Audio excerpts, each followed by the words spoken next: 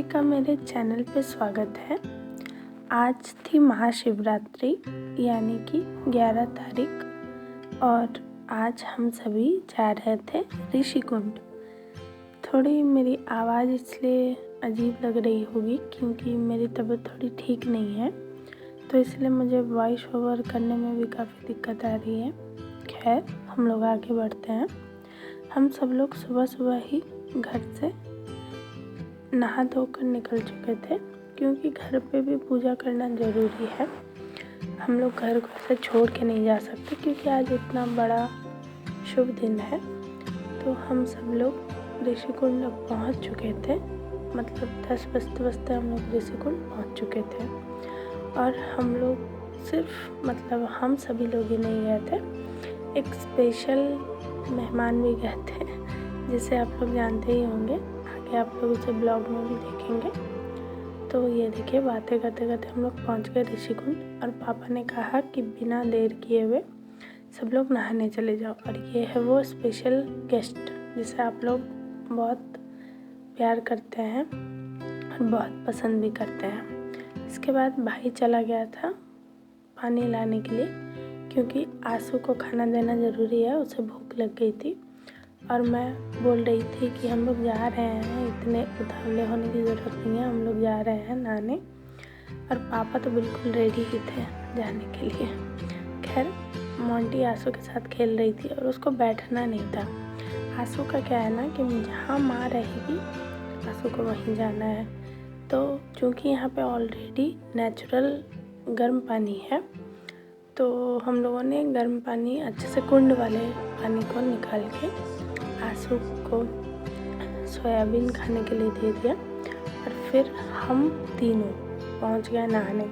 बाकी कोई आए ना आए, किसी को कोई मतलब नहीं है, हम लोग पहुंच गए नहाने के लिए। और हम लोगों ने बहुत नहाया, बहुत मस्ती की। और मेरी बहन तो वहीं पे डांस कर रही थी, आप लोग इसको देखिए, इसका डांस जारी है। और मुझे डुबकी लगाने में बड़ा डर लगता है, तो मैं ट्राई कर रही थी कि मैं डुबकी लगाऊं। और मेरा भाई हम दोनों से अलग वो ट्राई कर रहा था कि वो कितनी देर अंदर रह सकता है पानी के। तो हम तीनों अनोखे ही हैं, कुछ कर नहीं सकते हैं। अब हम तीनों में बातचीत चल रही थी कि हम तीनों साथ में डुबकी लगाएं। तो हम तीनों ने साथ में डुबकी लगाई और अब देखिए मेरा भाई थोड़ा ज़्यादा स्टंटबाज बन रहा है और मेरी बहन को डांस करना है। और मैं इन दोनों को देख के हंस रही थी और मुझे तैरने की इच्छा हो रही थी।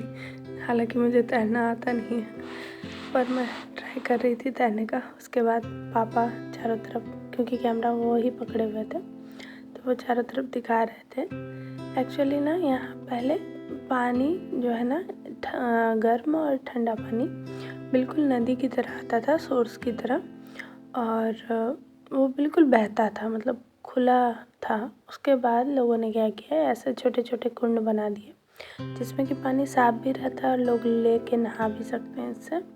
और एक बड़ा कुंड बना दिया ताकि एक जगह लोग आराम से नहा सकें। और मैं नहाने के बाद पापा को बोल रही थी कि उन लोगों का भी वीडियो ले लीजिए वरना वो लोग छूट जाएंगे। और ये देखिए इन दोनों को, मैं नहा के निकल गई और ये लोग अभी तक नहा रहे हैं। उसके बाद माँ का जो काम होता है पूजा करना, माँ पूजा करने चली गई तो मैंने कहा कि आप रुक जाइए, मैं भी चलूँगी।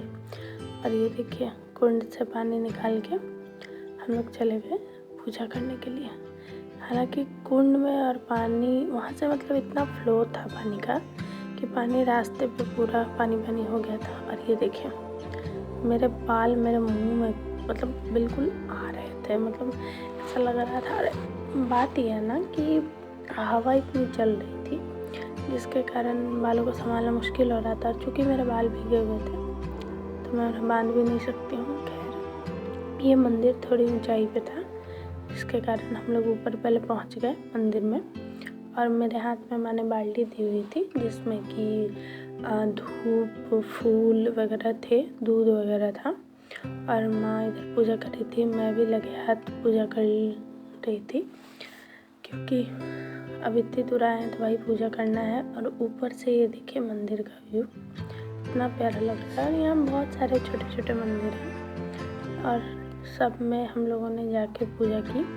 फिर मेरी बहन आई नहीं थी हमारे साथ, मतलब वो पीछे रह गई थी क्योंकि वो नहा रही थी बहुत देर तक दोनों। उसके बाद वो आई पीछे से भागते भागते कि मैं भी पूजा करूँगी, मैं भी पूजा करूँगी।